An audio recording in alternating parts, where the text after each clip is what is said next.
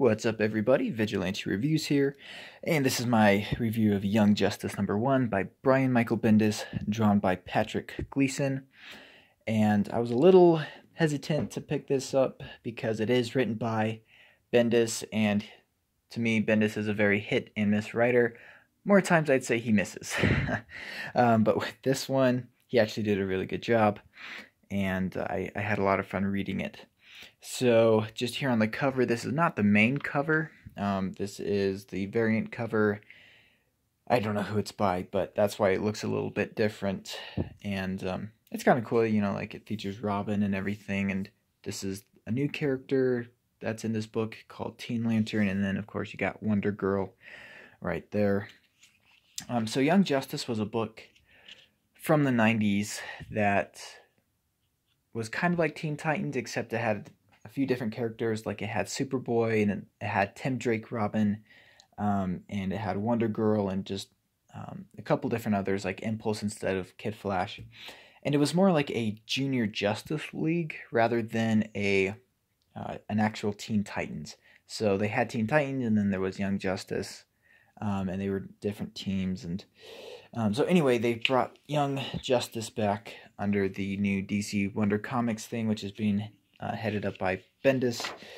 And so far, it was I think I'm going to like the series. I mean, it could always change. Hopefully it doesn't. But anyway, we start off here on Gemworld, and I think this is going to be like the main source of the bad guys for at least this story arc, if not for the majority of the series. But anyway, we have these two guys talking, and one of them is telling his master that Earth goes through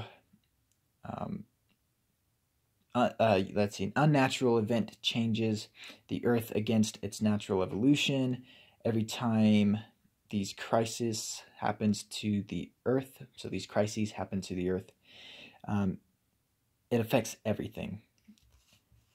And basically, he's like, well, Gemworld is going to be affected too if it goes through another one, or basically Earth needs to pay for affecting Gemworld through these crises. So yeah, basically, Earth is going to pay. Typical bad guy stuff. So then we get to Metropolis, and we actually see Jenny Hex, who's a new character. I think she was, I don't know if she was created by Bendis, or if she was like created by somebody else, and this is the first time she's really having a part. I'm not really sure, but she's the daughter of Jonah Hex, who was a Wild Western superhero. And apparently, obviously, like, she's in the modern day, so I don't really know that backstory. But she's driving through Metropolis in her big old red pickup truck, and she gets pulled over by a cop. Now, this part I did not like. The cop was very, I don't know. It's like cops are never presented in a good light, ever. And it gets really, really old. It's like, he starts off and he's like, you have a busted taillight. And he's like, is this vehicle safe for travel? You have a gun in the car. It's like, yes. The vehicle is fine. Yes, there's a gun in the car. Lots of people have guns in their cars. Get over it. But then he's like, can I see you? Can I have you step outside the car, ma'am? What's under the tarp? And I don't know, just very, like, interrogative. And I don't know, I don't think he needed to be presented that way. It didn't add anything to the story to have him be kind of a jerk, but whatever. So yeah, she steps out and everything, and then as she does, the people from Gemworld attack, and I think there's 5 or 7 of them, something like that. But I really like this art. Patrick Gleason was on Superman with Peter J. Tomasi for a long time, and he's a good artist. I don't know if he's still on Action Comics. There was a few things he drew that I wasn't a huge fan of, like Clark Kent, but for the most part, he's got some pretty solid art. So anyway, I thought this was cool. Like, she whips out her shotgun and is shooting at the bad guys, and I think she runs out of ammo. And so there were a few parts in here that it was a little hard to tell what was going on. I don't know if that was Gleason or if that was Bendis telling Gleason, hey, this is how I want this. But if you look closely, that's actually Robin's foot kicking that guy in the face, and then that's Robin with his bow staff. It was like, at first I couldn't tell what it was. But anyway, she's like, I'm having a weird day. And then an awesome shot of Robin. And this is the Tim Drake Robin, who came in. So there was Dick Grayson, Jason Todd, and then Tim Drake. So he's the third Robin. And Jenny Hex is like, you're Robin.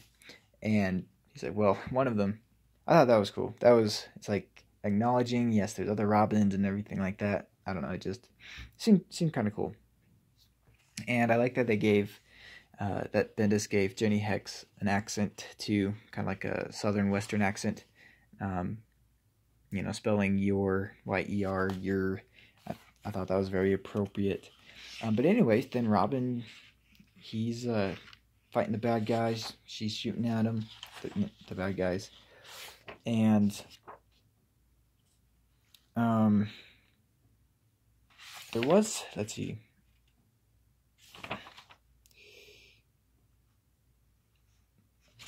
There was a part between him and Jenny Hex where he's asking, like, is that a real gun? And, excuse me. She's like, yeah, that's the part I'm trying to find, but I don't know. It was in here somewhere. So yeah, then we get a little bit of a flashback 4 minutes ago to Tim and Cassie, who's Wonder Girl, and basically them just catching up a little bit. But yeah, I really like this action scenes here. They were really cool and just was really fun to read. And then we get Impulse, and we, you know, another nice big shot of the heroes. And he's saving all these people.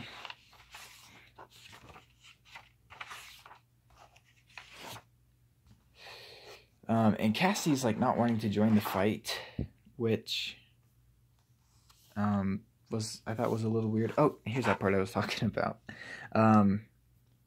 So yeah, Jenny's like, this is the darndest thing, and Robin says, which part? Jenny says, all of it. And then he asks, hey, is that a real gun? And Jenny's like, what do you mean a real gun? He's like, yeah, with real bullets. She's like, well, yeah, duh. And then Robin asks, got anything less lethal?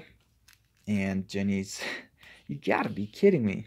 I just thought that was a nice little character moment between the two of them. You know, Robin was trained to never use guns or anything, and yet here's Jenny Hex, who probably grew up shooting guns her whole life, and that's just the natural weapon she goes to.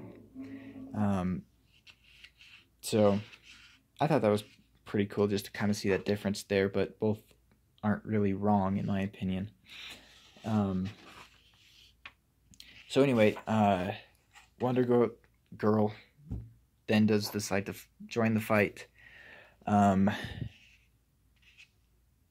But she doesn't really do much. And then Teen Lantern comes in, although we don't really see her because she stays in this big robot thing. And then Jenny Hex actually does swap out her shotgun for, it looks like some kind of alien tech, probably stun gun, but it was in the back of her truck. So yeah, she grabs the gun, Teen Lantern, and then this is just a cool action scene of all of them kind of fighting together. And then a really cool splash page. You got Robin, Wonder Girl, Jenny Hex, Impulse, and Teen Lantern, which, I don't know, I think that's kind of a dumb name instead of Green Lantern, Teen Lantern. But I seem to remember a part where it was like,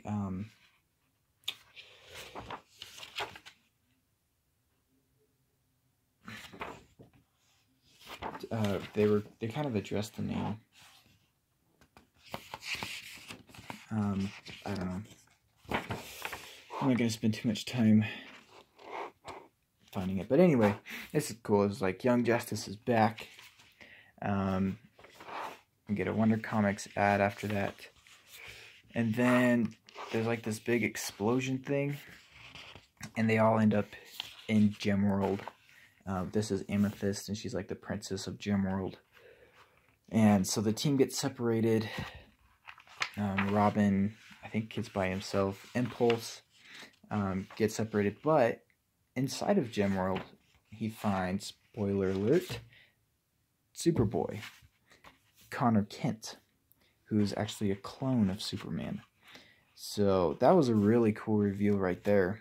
One thing though, he's like, Bart asks, "How did you grow a beard?" Okay, that's not a beard. That's just scruff. Come on, that's not a beard. But anyway, I really had fun with this issue. Actually, it was really entertaining and just a good adventure story. Good superhero story, really. So yeah, well done Bendis, and well done Patrick Gleason for some fantastic art. I really hope that the second issue is as good, and that this series continues to be this well, or to do this well. One thing I think Bendis is good at is writing teenagers and writing new characters that don't really have direction yet, or don't really have like a legacy yet. When Bendis writes Superman, it's like he's almost making fun of the legacy, and it just really leaves a sour taste in your mouth.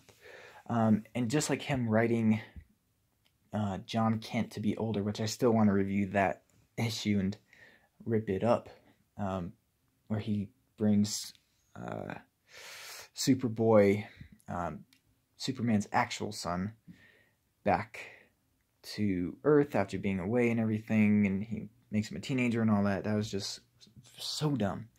But Bendis really can't write anything other than teenagers and characters that don't really have a standing history.